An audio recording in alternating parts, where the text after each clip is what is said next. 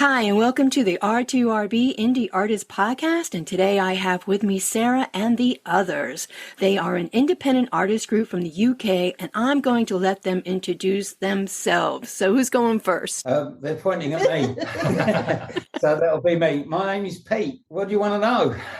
Well, I just figure you can introduce yourselves first, and then we'll get into who you are. Okay, well, I'm Pete. I'm Sarah. And I'm Steve. Okay, so we have Sarah, Pete, and Steve. I am so happy that you are here with me today, and it's so nice to meet you all. And I usually like to ask 2 questions to get us warmed up, but since there are a few of you today, I'm just going to ask one. First question is, what is your favorite app on your phone and why? Okay. I don't really have one. I don't like the phone. It's a question of like, what's my least annoying app, I think, and that would be Facebook because it keeps me in touch with people. Okay, there you go. Yeah, I think mine would have to be Messenger because it keeps me in touch with everyone I need to be in touch with. Okay. My favourite apps are on my laptop. So Oh, all right. Speaking to people for me. And Steve? Mine is probably Reverb. Far too much of my time looking at bass guitars I don't need and can't possibly afford. Sounds like somebody else I know. The next question is, how did you come up with your name, Sarah and the Others? I didn't. They did, and I hate it. It was about 4 months. There was loads and loads of names banded around, and none of us could really agree. No. Did we? And we were in a band before called ABC Lewis, and I think it was just payback from Lewis, who was our drummer. We hated that band being called after him, and we put the last few remaining options into a hat, and this one came out, and now we're stuck with it. Putting it to Sato because it was kind of temporary, wasn't it? It was. Until we could hopefully come up with something better, and we never did. And you very graciously eventually gave in. I was so gracious, but I did give in. Deb, they're telling lies. It's all about me, all right? So I'm going to be front and centre. At least have my name on the tin, If you knew that. She does just refer to us as others. They're on my Other number 1, number 2, and number 3. I actually had some T-shirts done, which I gave a couple of Sarah, which said "I'm Sarah," and then me and Steve got one with "We're just one of the others." But I love that. That just, it works, and people know you now as Sarah and the Others. Yeah. And they eventually find out who Pete and Steve are, right, along the way. Yeah. Well, you sound like you all get along well. Was that always the case? Yeah, from the get-go. Yeah, Nice. We all just together really well, really quickly. Yeah, surprisingly easy. We're all very, very different people, very different tastes in music and so on, but we do just seem to gel really well. It works. And how did you all meet? Most of us met through ABC Lewis, didn't we? Yeah. Via Lewis. That kind of petered out after 2 gigs? And then we decided we were going to reform. Our old bassist decided he wasn't going to continue, so Lewis put a shout out for Yeah, I met Lewis separately to that when I was sort of trying to start a band with another guitar player. And we advertised for a drummer, and Lou showed up a couple of times. And he kind of spoke to me after the second rehearsal we had together and said, I don't think this is going to work. But my old band are looking at reforming. Are you interested in joining that instead? I wandered along to a rehearsal and they let me stay. It's very nice of them. It's always a good thing. We had a keys player for a little while as well, Matthew. Say keys, he was an actual qualified pianist, wasn't he? Yeah. He never stood up for a gig. He always sat down and he was... Proper classical. Oh, he was awesome. He was absolutely awesome. But unfortunately, during COVID, we sort of had a bit of a break and then he didn't come back after that. So he moved on to other things, but we wish him well. We do miss him, though. Yeah, it was a lovely band. Yeah. Awesome. All right. So the 4 of you have been together for how long now? It was September 2016. Yeah.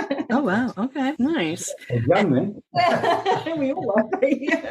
We're all younger. You've always been the baby. Who's been the baby, Steve? It's all relative. I'm in my mid-40s. I'm not young at all. Oh, you're young. Wait till you get to be my age. Yeah, absolutely. And then you forget things. So like, oh my gosh, I have more books to look at, to keep notes in, and I still forget things, let me tell you. So before Sarah and the Others, what were you doing? Were you in obviously you were probably in other bands, other work? Steve, why don't we start with you? So, yeah, I mean, I've been playing since I was a teenager, but it was only a couple of years before I met these guys that I started looking at joining a band of any sort. Frankly, the thought terrified me. No, yes, it does, yeah. So I had a couple of little things that went for a few months that just didn't work out, and then happened to stumble upon these guys, or they stumbled upon me. And, we'll keep it. Yeah, but as a day job, I'm a librarian, which is the least rock and roll Wow. job you can possibly have. Funny you should say that, because I've actually have been looking at a few positions as a librarian here, part-time. So that's cool, though. Librarian during the day and musician at night. I don't know. That kind of sounds like a Marvel movie there somewhere along the line. Super suit on today, but Left his coat at home. yeah. Oh, gosh. And Pete, what about you? Yeah, well, I've played in bands for too long. Always enjoyed it, always loved it. I mean, I started off when I was a kid, I was playing my own stuff, and then I got old enough to play in club bands and not feel worried about playing other people's music. I guess the last proper band I was in before I joined what was ABC Lewis back in the early 2000s, when I was going out as a duo with my wife, and we used to live in Hong Kong, and we had a residency in a club over in Hong Kong. And so that led you, and now here you are with Sarah. And Sarah, what about you? I'm a bit of a late starter. My father's very musical, so I would sing with my dad when he played his guitar down the bottom of the garden when I was a little kid, and then sort of like in his music room as I got older. It wasn't until after I had children that I needed something else to do other than just be a mum, that I got into a duetting with a friend of mine, and we did a few pubs and clubs and one wedding, but it was to backing track. It was all right, but it didn't really float my boat as much, and it wasn't until my next door neighbour, who was in ABC Lewis, introduced me to a live band, and I went along for the first time, absolutely petrified, equally as hooked after the first rehearsal. It's like, oh yeah, I'll have some of that. Bit of a reluctant performer. I'm not a natural performer. I'd rather do it in my bedroom, to be honest. It's talking to the audience. Yeah, I can sing to an audience, but I really struggle to talk to them, and I usually pass that off onto other people. Oh my gosh. Yeah, it's not easy performing in front of people, right? It's not. We're not that way inclined. No, it's not. But it's too much fun to not push yourself to do it. So. Yeah, absolutely. Wow. Who's influenced your music career? These guys, definitely. Because I was just, like I say, just sing with my dad, the Barbara Streisand, Dolly Parton, Queen, ELO. And then, it wasn't until I joined a band that as a woman as well, you can sing geezer songs quite well. Pete, what about you? Who's influenced me? I'm going back to the 70s. I got turned on to music in a big way by a band called Blue, who you won't have heard of, except for the band that came along after them, the boy band called Blue. I didn't know you were in a boy band. Yeah, not the boy band.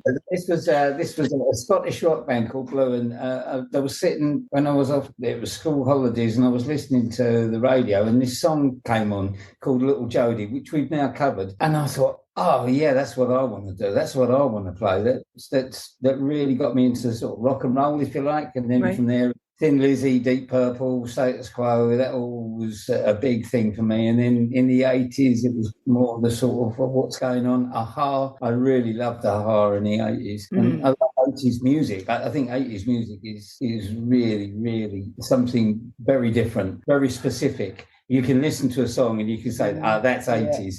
Yes. Not just the style of music, but the sounds that they use. So, yeah, that's really my influences. And Pete, how old were you when you first really realized you wanted to be, you liked the music, it kind of stuck with you, and you were you young? 13. That seems to be the average age when I ask that question. I think there's a point in your teens, isn't there, where it's around that period where your taste might change a bit and you get into things more seriously if you're going to. Yeah. How about you, Steve? Mine, possibly a little older than 13, maybe 15, 16. I got into a couple of things at the same time, a lot of 60s and 70s rock and pop. The Beatles started with that, Pink Floyd, Stones, that kind of thing, and sort of 90s British indie. Obviously, Oasis were the big name around that time. I later went to Manic Street Preachers and Suede, who are massive influences for me, although not massively well known in the States. But yeah, at 16, I wanted to play guitar because of George Harrison. started badly. After a couple of years, I still do dabble in guitar, but I'm not a natural guitar. Okay. I started realising I was paying more attention to what the bass was doing in a lot of songs. Well, it was interesting, which in a lot of later Beatles reviews, McCartney and John Entwistle making me go, you should try bass. And it just felt a more natural fit for me. Oh, nice. All right. How long were you together before you recorded your first song? We were talking about this earlier, weren't we? Yeah. I had a quick look.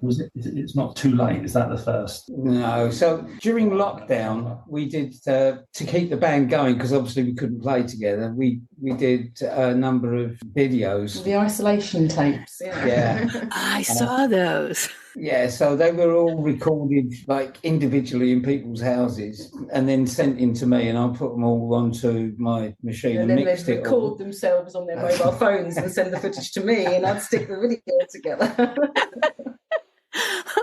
I'm always amazed still when I'm speaking with indie artists, all the things that, came out of that lockdown for everybody. I mean, there was some great innovations during that time. Like you just said, you all were in different rooms, different places. I know people, they were around the world and coming together and putting all this, into a finished piece. It's like just so many things, good things happen. Obviously a lot of bad things, but so many good things, especially for the indie music industry. A lot of good things came out of it. I definitely learned how to edit videos. I had so much time on my hands. With COVID, it was like, let's give it a go. Awesome. All right. So who does the songwriting? It's a bit of everyone, isn't it? We all contribute. You all contribute? Oh, yes, it's definitely a joint effort. And so how does that work? I mean, I know that, individual, that's one way to go, but when you're a group of more than two, how do you start, or who starts, or do you just come to and say, I have this, this is what I have written down, let's go for it? Yeah, pretty much that. Sometimes it'll be a backing track first and that we think that's really good. We've got to find some lyrics for this. But most of the time I would say it comes from a set of lyrics. Would you? Would you disagree? Sarah sends me some words and says, what do you reckon of those? Well, a lot of the time, because I've been writing songs for many, many years, but I've never had the ability or knew the people to be able to take them any further than just basically a poem on a piece of paper. Right. But then over the years, I got to meet people and be able to say, look, what do you think this will work as a song? And there's some songs that have gone back donkey's years. I mean, we haven't done the angry one yet, no, have we? We haven't done the angry Fairy Tales and Promises. Fairy Tales came from like years and years and years ago. I was like in, not a great place at one point, miserable about it. I thought, oh, rough song. But then I chucked it at Pete a few years later, and he comes up with the back end, and you threw it away. And I put it in the bin, and then he wrote another one for Fairy Tales. And you threw that one in the bin. You did. And then she had with her own backing track for it. So I wasn't for that one. Oh God, that's funny. Yeah, but that's the beauty of it. It all flourishes and grows, and you all, you might put it aside or put it in the bin or whatever, and then all of a sudden you come together and you create this beautiful project. And I just happened to listen to that one the other day as well, and it's like, it's wow. That's the wow factor. And I think when you have the chemistry that you seem to all have and work so well for you, that even if you do drop it into the bin and say rubbish, but then you pull it out and then you create this beautiful piece. So I love that. Yeah, me and Steve just do what we're told. Yeah. Another way it works, Deb. The female of the species.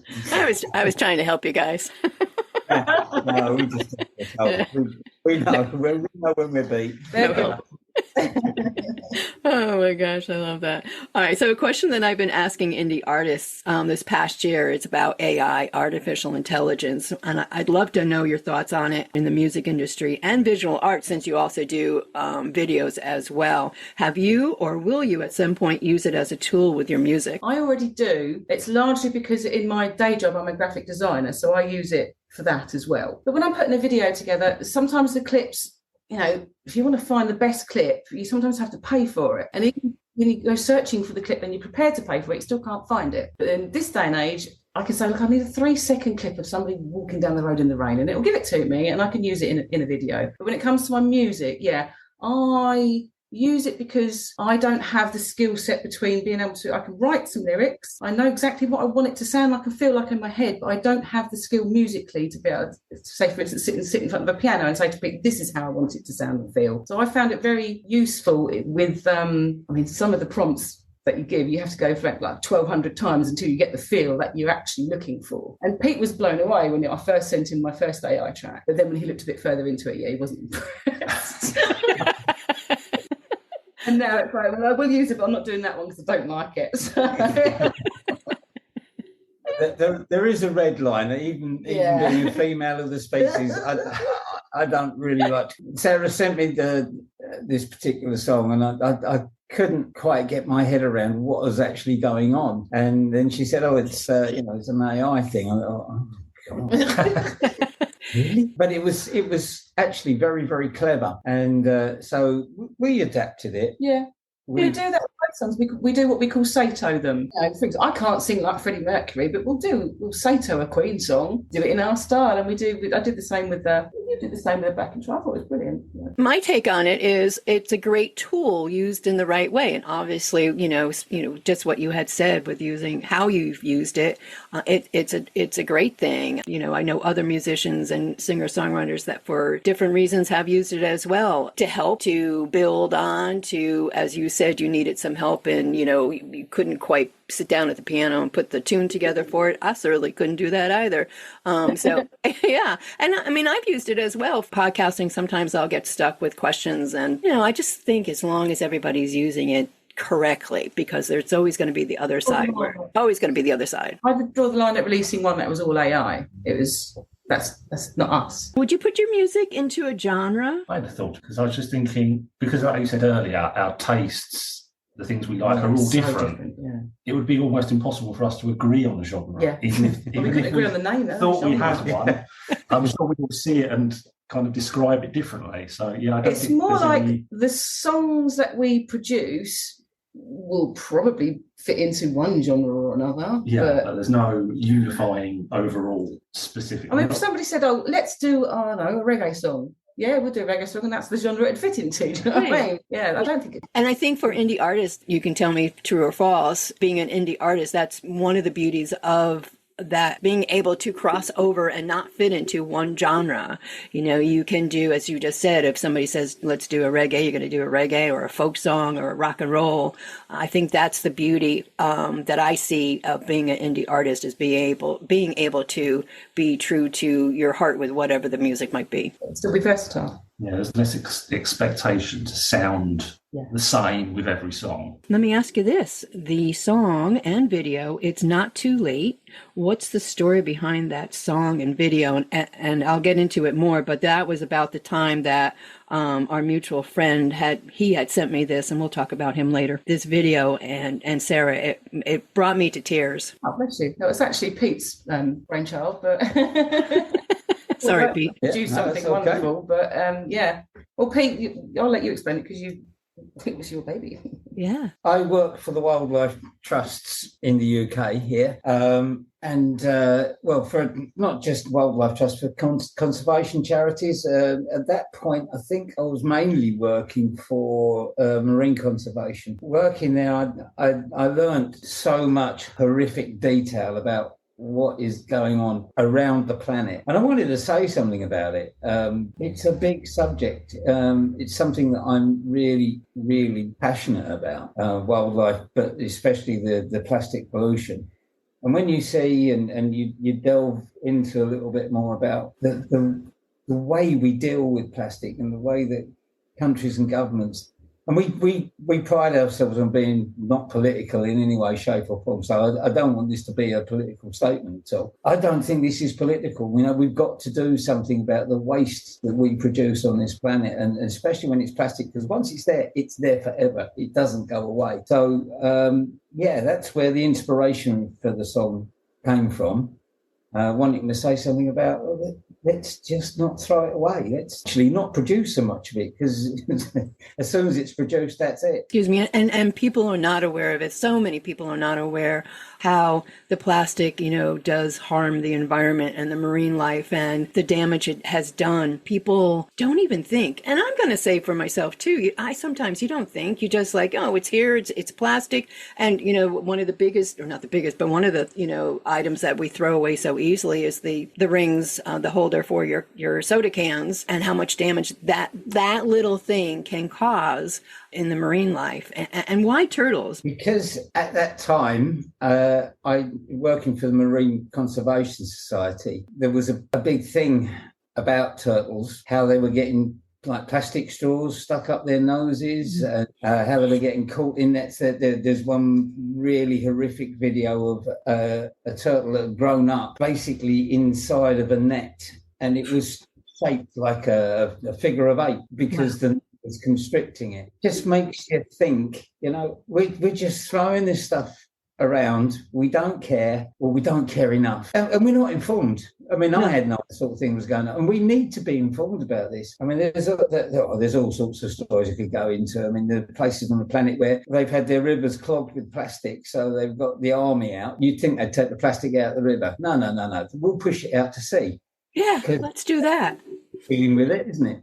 It's just going to turn up. It's going to turn up and bite you on the bum again somewhere else. Exactly. And again, I mean, getting this video out to other people and getting people to be aware of it, to have people just to take a moment before they throw out whatever plastic that's, and it's crazy how much plastic here in the States too, that is manufactured, and everything that you buy at the store, there's a piece of plastic that seems to be attached to it. Yeah, absolutely. And we don't need to be wrapping things like cucumbers or peppers in plastic. We don't need to be. No.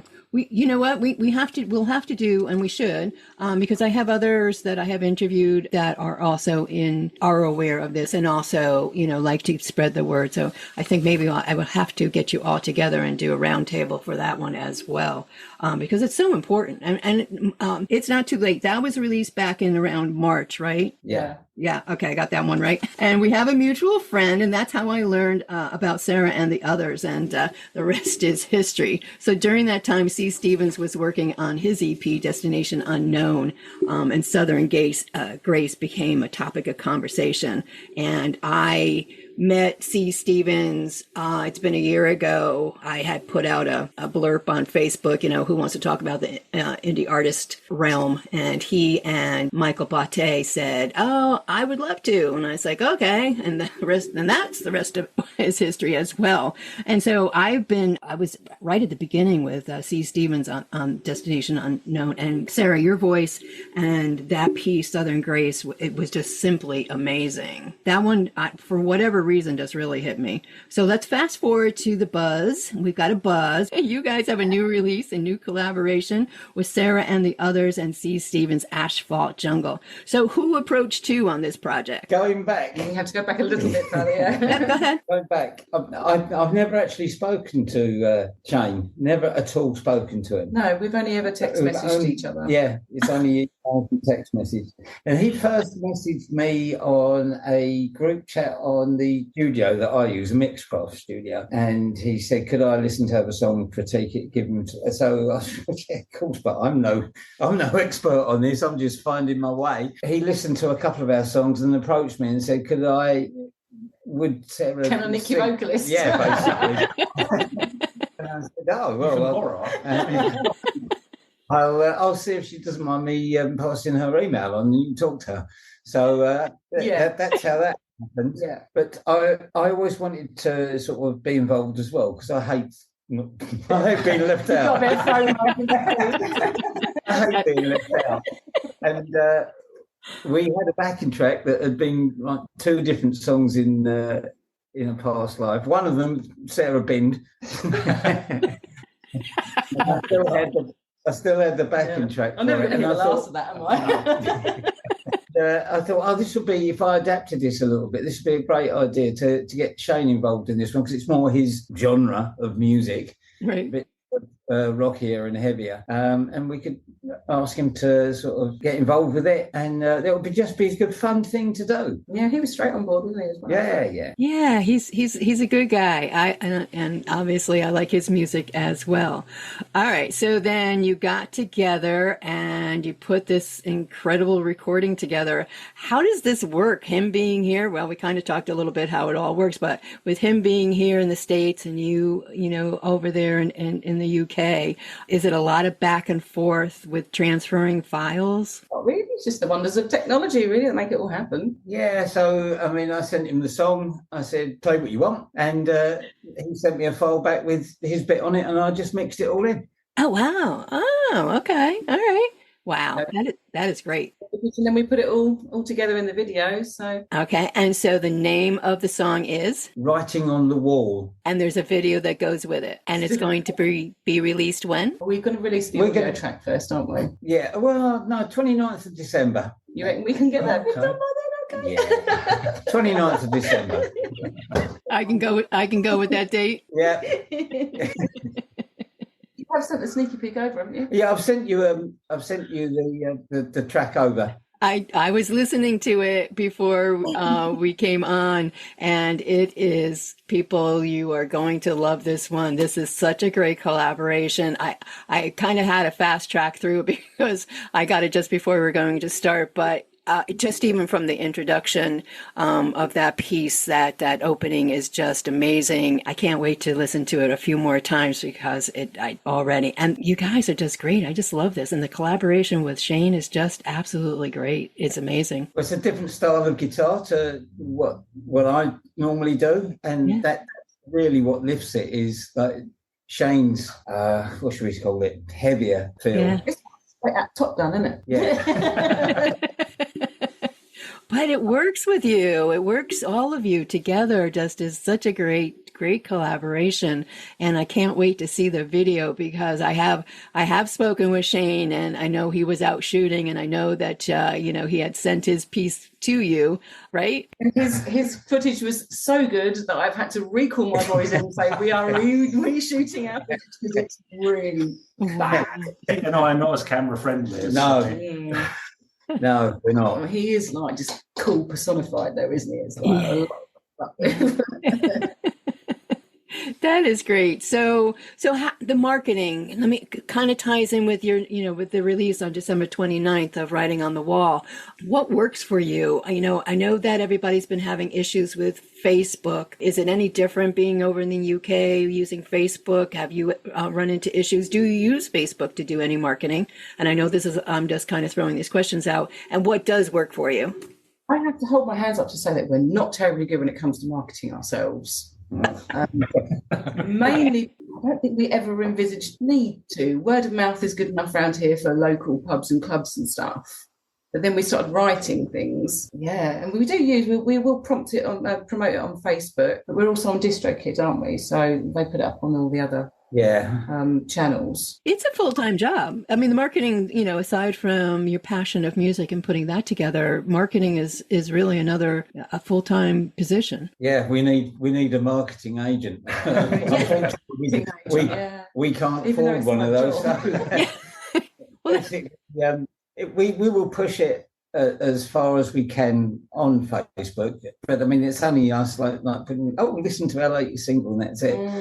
Or I put it out on all the platforms that I've got, which aren't that many because I do that many. I do Facebook, I do LinkedIn, I do Instagram. Yeah. So I'll put it out on those. And you have a website. Is it still up there? I don't know. Have you looked at our website, Deb? Now I look. That's good. Yeah, the website has been dormant for a little while, hasn't it? Because we've not been performing live for a while because due to illness and all sorts. So, and because it's where we started out. I think Facebook has always been our main focus. That's where we first got together as a band. That's where we started out promoting and using as a tool to stay in touch with each other. We kind of only had a website because you're supposed to, aren't you? Yeah, I think generally a sort of standalone website is less of a thing these days than it ever used to be, and people tend to use whatever type of social media it is, that's how they follow people and how they stay in touch. Standalone website. Yeah, and so anything that you can use to promote yourselves, and I'm looking forward to promoting this as well on the show, of course, on the podcast,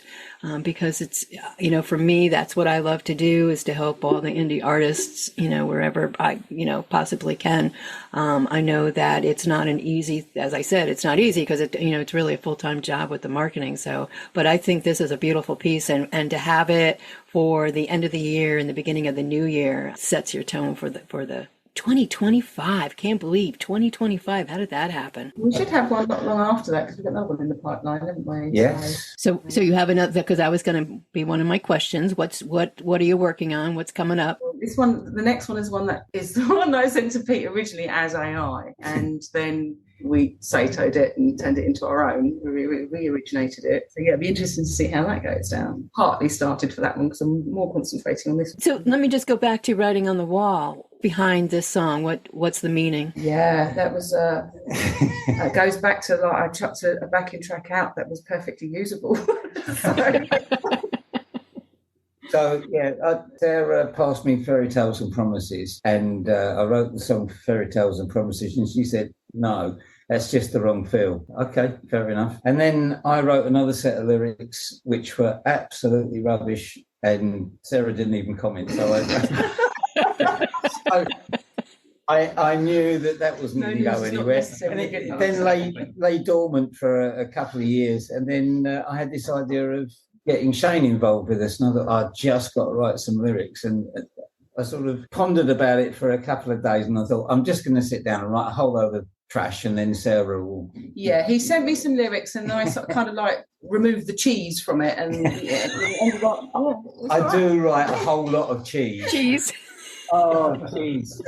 I'm so cheesy. Well, that's why you all three collaborate so well. They help you take out that cheese. They like cheese. That's it. I like that, though. So it all fits. It all, that's the writing on the wall. There is a nod to Fairy Tales and Promises in the lyrics of Writing on the Wall, because we just felt it was unfair. That's where it started. And interestingly, one of the lines that Sarah chucked out, I like. I really like the line. So you can use it again later. Yeah, I'll probably chuck it somewhere else. I'd written, I ain't no Cinderella or something, and so I'm not having that. I'm not singing that. Oh yeah, I like that though. We all need a little Cinderella in our life. Do you guys ever disagree? Yeah. We disagreed on the band name, didn't we? Oh, yeah, right. When it comes to, even just as a cover band, when it comes to what songs we're going to cover, every time we think we should add some new stuff to the list, there's always one face in the room that's going, nah, I don't think so. And that's what balances you all out. Yeah, we get the atmosphere can get a bit like heated sometimes when it's like it's all not heated in that way, just in like we can't agree on something, so usually we have to just like throw the whole lot out. I disagree with that. Well, let me take you guys out of that one. Let me go right, since we just went left. What advice would you give another indie artist starting out these days? Because it's a very tough, competitive industry. Don't give up. Have fun. Yeah, don't give up. Just keep going. You've got to do it because you want to do it and because you enjoy doing it. Yeah, that's the thing. Don't cry at the knockbacks and enjoy when you're not knocked back. I mean, I always dreamed about being a rock star. Of course I did, especially when I was a kid. I want to be a rock star. But we're not doing that one.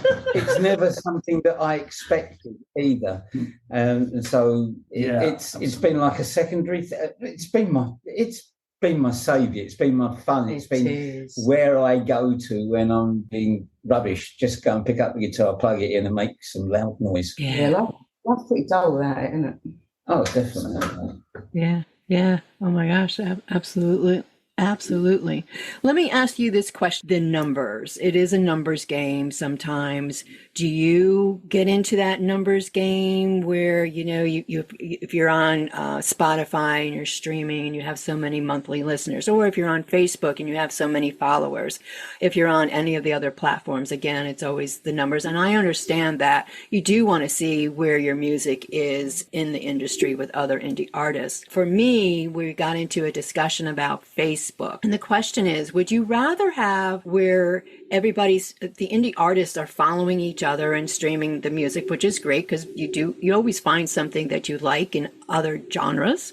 But wouldn't you rather have a true fan who does follow you because they love your music, that they, continually stream your music because they enjoy it? Not to say that, everybody does not enjoy your music, but that they come back and they look for that new music. They're waiting for your next release and they're so excited, they're getting a little hint of that you're working on something. Would you rather have that as a fan being your follower than the indie artists continually doing this back and forth with I'll follow you if you follow me? Absolutely. I don't think we do the indie artists I'll follow you. I mean, we've done it with Shane, I guess. But Shane. I think partly I don't, maybe I'm, I don't know, underselling it, but I don't ever feel we are the sort of band where there are people out there going, I can't wait for their next release. It's just, anyone out there wants to listen to our new release? Here it is. Yeah. I think it's important to have a little bit of both. It's nice to have some fans. Yeah. I'm a little bit older, so I'm going to put that age out there. For me, when, I couldn't wait to get to the music store. Oh, the record store. And be able to go and buy that newest release by whatever artist I was looking for at that time. And for me, back then it was vinyl, I couldn't wait to get there. And that's how back then, there was tracked by how many albums, CDs then. And heck, I even started with 8 tracks. Oh my God.